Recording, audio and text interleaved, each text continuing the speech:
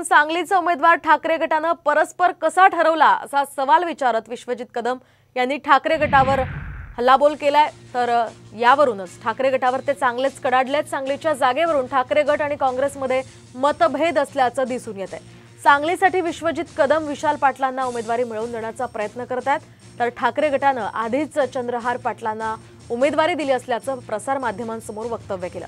त्यावरून आता विश्वजित कदमांनी ठाकरे गटाच्या नेत्यांचा तिखट शब्दात समाचार घेतलाय। तसंच चंद्रहार पाटलांनी थोडा धीर धरावा, त्यांना विधान परिषद मिळवून देण्यासाठी मी प्रयत्न करेन असं विश्वजित कदमांनी म्हटलंय। पहिलं तर मी सांगू इच्छितो की चंद्रहार पाटील हे डबल महाराष्ट्र केसरी आहेत, उत्तम पैलवान आहेत, उत्तम मल्ल आहेत आणि माझ्याच कडेगावच्या भाळुणीच्या परिसरातले ते सुपुत्र आहेत।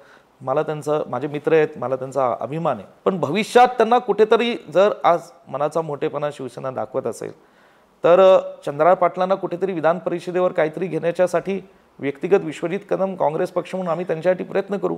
शांत आणि संयमी राजकारण हे आमच्या संस्काराचा भाग आहे।